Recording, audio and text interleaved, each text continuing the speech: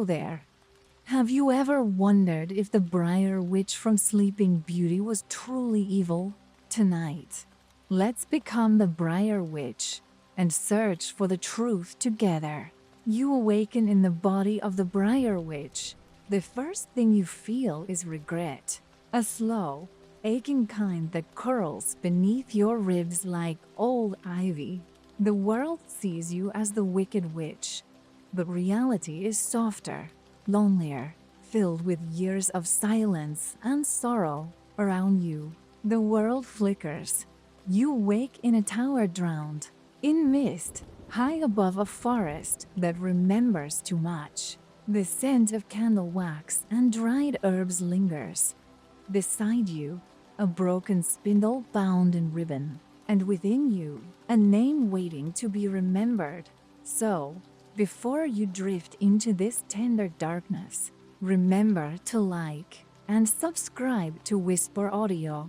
If you truly want to hear the forgotten tales I whisper here each night, tell me, where are you listening from tonight? Now, dim the lights, let the soft winds hum around you, and let me take you to the tale never told. They sent 12 invitations, 12 gilded scrolls, sealed with royal wax and carried by fluttering doves to each of the 12 fae who had knelt beside the cradle of the world. You were the 13th, not a number feared until they made it so. Your dwelling was just beyond the silver birches, where moonlight swam through stained glass and moss crept up the stones like old stories. You tended to the earth, you whispered the winds, you read the silence between the stars. You had once been one of them, the circle of 12, until you questioned the crown's hunger, until you asked what price beauty, what cost peace. You were not invited, not forgotten, omitted, deliberately and with ceremony. But you came anyway, not out of vengeance, but curiosity. You wanted to see the child, and there she was, in a cradle of velvet and pine, eyes too wide for this world, already a symbol. Before she was a soul, the 12 had each offered gifts, charm, wit, a voice like bird song, skin like moon milk, a laugh that healed. You listened in silence. Every blessing felt like a link in a golden chain.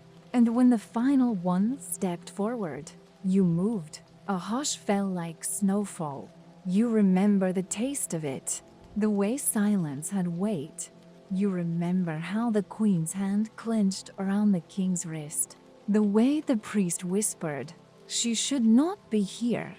But none stopped you. Your cloak dragged the shadows behind you. Your hair, once flaxen, now threaded with fog and years. You did not speak in rhyme. No theatrics, no green fire. You only placed a single thorn at the child's feet. "This is no curse," you said, "but mercy. She will grow, she will learn, and on the cusp of her 16th year, she will prick her finger and sleep, not die. Sleep until a world worth waking returns." The court erupted. They called it vile, a doom. They did not see what you had seen. The courtier with blood under his nails, the bishop whose eyes lingered too long, the queen's trembling hands, the king's teeth clenched at the mention of inheritance. You saw it all, the rot behind the gold, and you knew if she lived awake in this court, she would be devoured. But they only saw a jealous crone. The youngest fight tried to soften. It twisted your spell with hers. She shall not die, but sleep and be awoken by love's first kiss. A beautiful lie, an opiate, you left in silence. No guards followed, but you remembered the baby's eyes, the way she looked at you. Not with fear, not yet, only curiosity, like she too, had lived before. That night, in your crumbling tower, you made a ritual. You crushed petals of belladonna, bound them in black lace, and burned a braid of your own hair. You stitched a name into a blue ribbon and hung it at the window. You did not hate the child. You feared the world. Or was it that you saw too much of yourself in her? The wind didn't answer. It never does. Years passed like ash over a cold hearth, soft, uncounted, but always leaving residue. You did not return to the court, not truly, not physically, but your presence, it clung like lichen. You watched from a distance, sometimes through scrying bowls, sometimes through the dreams of animals, and sometimes simply from the edge of the wood, where smoke from your chimney never reached. They spoke of you with growing fear, and fear, like mold, spread best in closed rooms and whispering mouths. You became a story. The 13th Phi, the bitter one, the witch in the thorns. The child, oh, the child grew radiant. You watched her skip through sun-drenched meadows, golden hair lit like candlelight, unaware of the eyes upon her. You watched as she was led away from anything sharp. No needles, no spindles, no combs with teeth. Every edge sanded down, every mirror polished until it lied. They did not raise her to rule. They raised her to glow. And still, she laughed, sang, dreamed. You heard it. You did. A lullaby once whispered in your own cradle echoed from her lips. Strange, you thought, how melodies survive bloodlines and burnings. One day, you found her in the forest. She had strayed too far from the castle walls. Her attendants, foolish, fluttering things, had left her to gather berries and sunlight. You had not meant to reveal yourself, but she was weeping. A wounded sparrow, a bramble-scratched arm, a crown of thorns you never meant her to wear. You stepped into view. Her eyes met yours. Recognition, not fear. She asked your name. You gave none. Instead, you wrapped her hand in a balm of lavender and pine sap, humming an old healing song. She did not flinch. She did not run. She asked if you were lonely. You remember this most. It is a strange thing to be asked something so simple, so piercing, and you, with all your years and knowledge and spells, said only, yes. She left with a smile, promised to return. She never did. The forest grew thicker after that, as if it, too, sensed the shift, as if it mourned something unnamed. In your tower, you prepared the thread, not of fate, not quite, but of protection, a woven charm hidden beneath a floorboard in the old castle.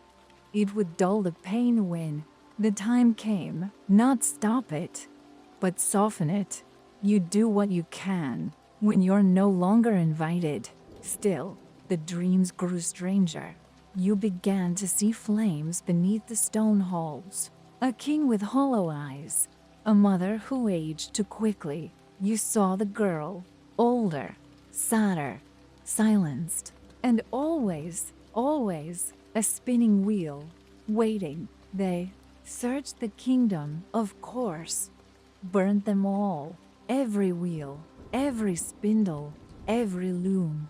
You wept for the weavers, the women who spun not curses, but cloth and bread and stories, all gone, as if thread itself could be the enemy.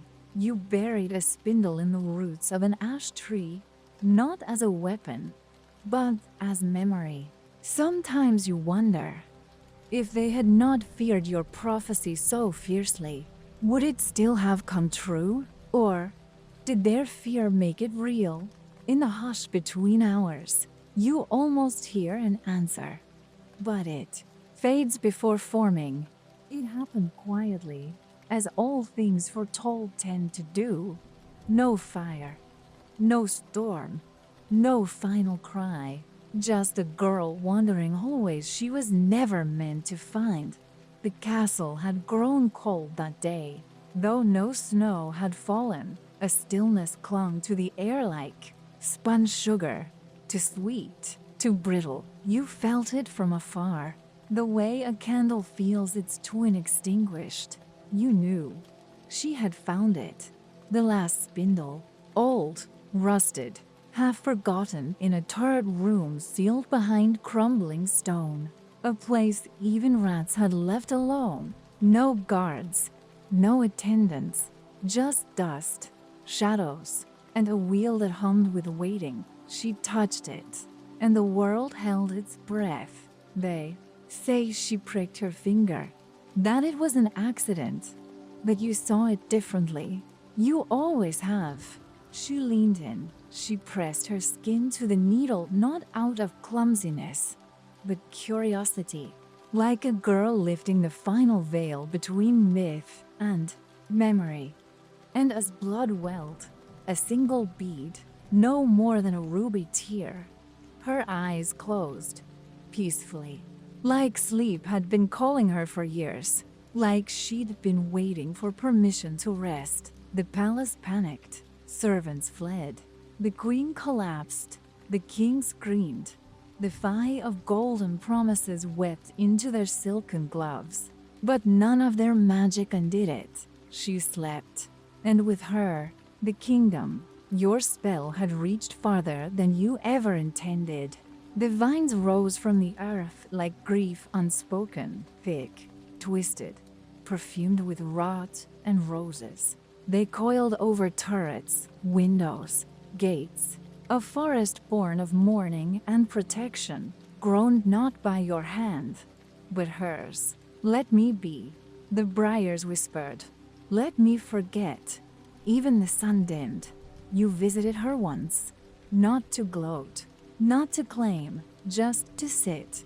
The hall was silent, heavy with dreams. She lay upon a bed of velvet and woven moss, breath steady, lips parted in a story unfinished. You combed her hair. You sang the lullaby again, the one you hadn't realized she'd remembered.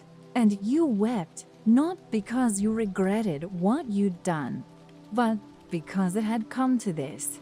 They could have changed. They could have opened their gates. They could have asked you why. Instead, they polished their silver, burned their wheels, told the world you were evil, and she, the only one who had looked at you and seen not a monster, but a person, now lay silent beneath layers of silk and spellwork.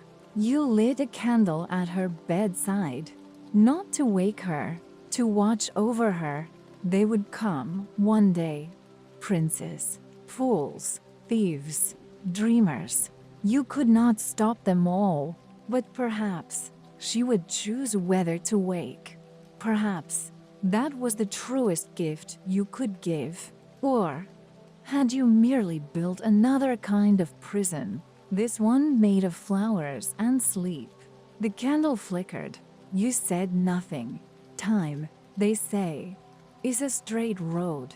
But for you, it unraveled, looped, sank. 100 years passed like smoke through a sieve, impossible to hold, yet lingering on your fingers. Seasons folded in on themselves. Empires rose and fell outside the veil of briars. You did not age, not in the way they did, not in the way that could be seen, but you felt it, the weight of every second, the coldness in your bones. The name you no longer said aloud, your tower remained, half swallowed by ivy and memory. Birds nested in your windows. Wolves howled below your garden wall. You forgot the sound of bells, but remember the shape of her hands. No one spoke your real name anymore. To the world, you were the Briar Witch, old and cruel, the 13th spite. The story mothers told their children to hush their curiosity, and yet, the forest remembered. It remembered your footsteps, your soft humming beneath the moon, the way you healed owls with broken wings and left wild honey by sleeping trees.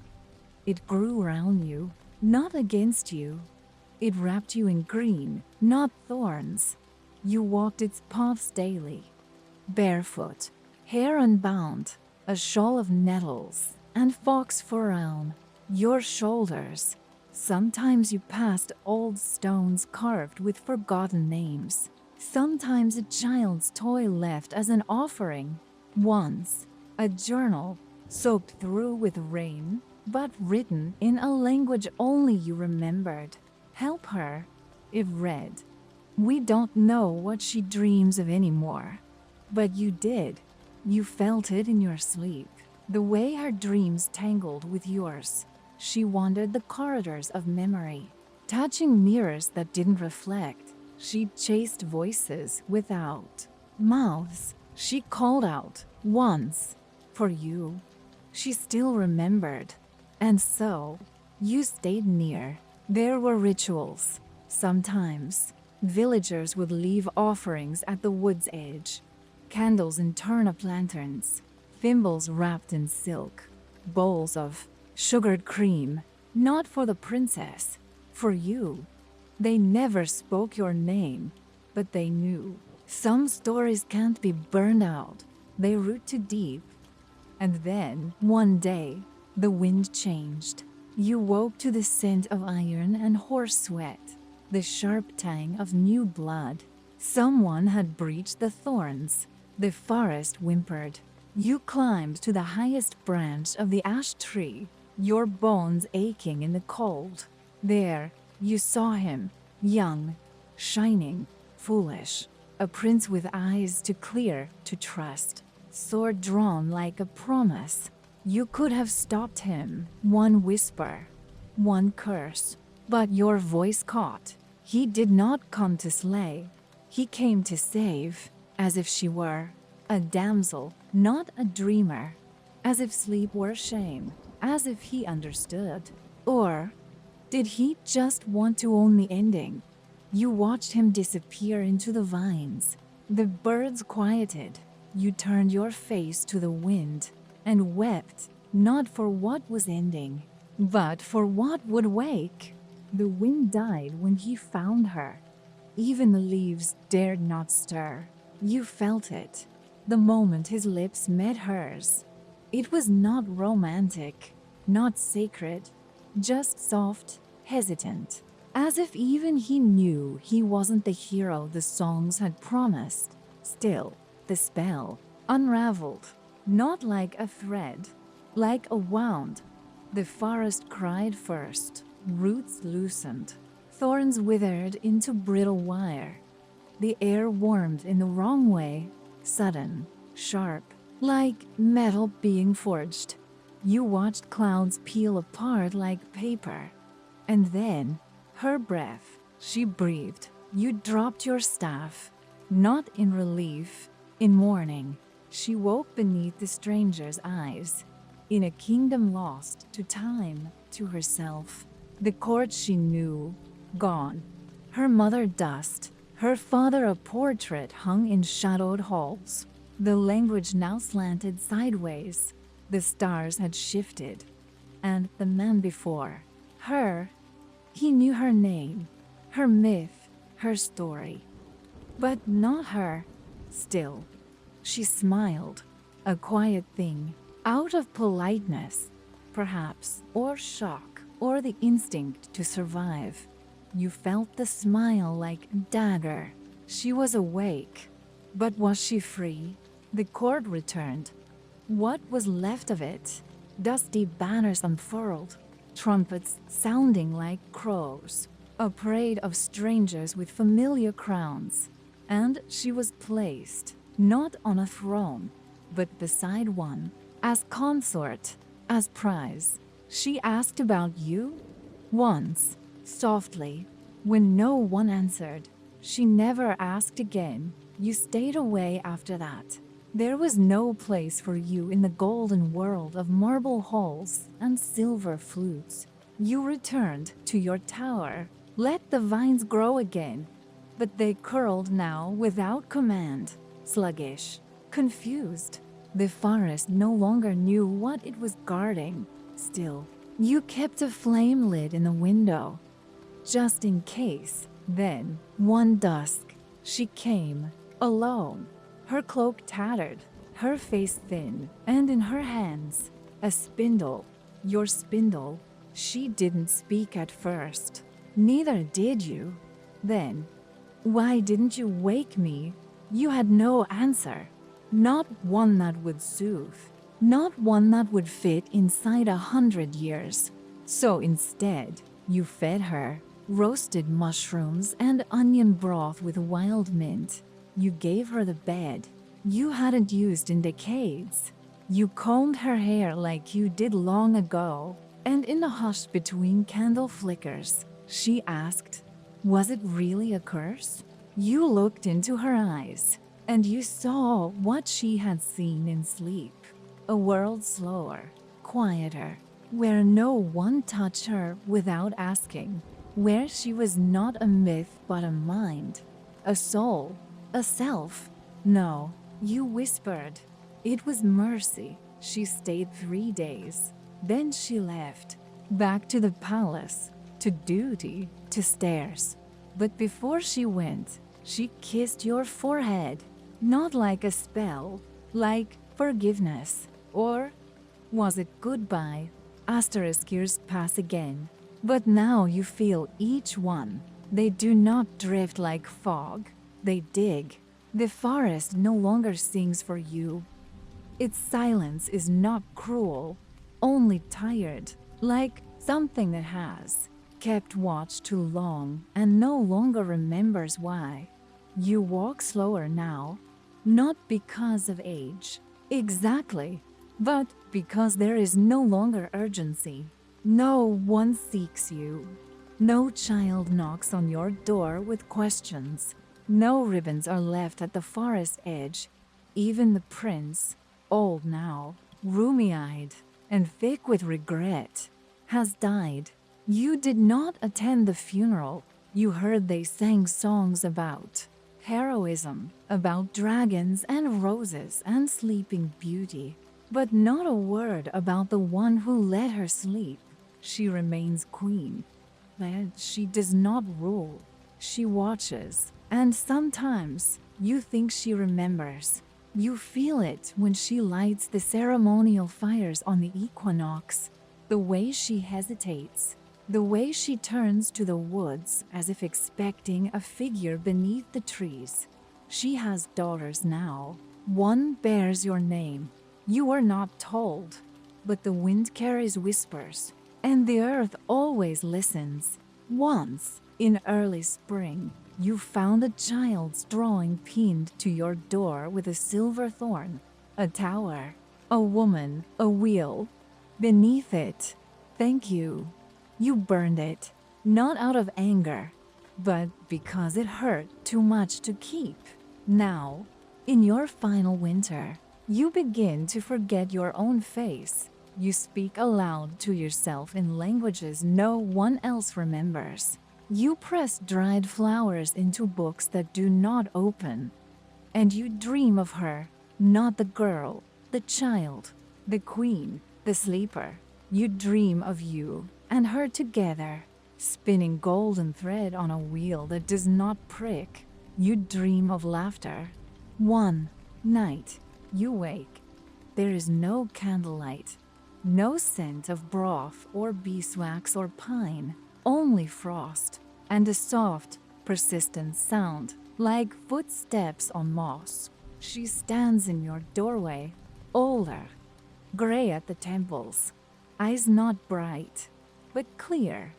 No crown, no court, just a woman who once dreamed too long. She crosses the threshold, takes your hand, and says, I remember. I remember everything. Your eyes close. You do not die. Not quite. Not yet. But the weight leaves your shoulders. And somewhere in the distance, the thorns finally, quietly bloom. The forest has gone still. Not from fear, but from peace.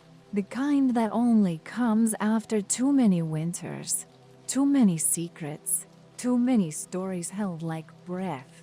You rest now, where no one speaks of witches or curses, or queens who should have smiled more.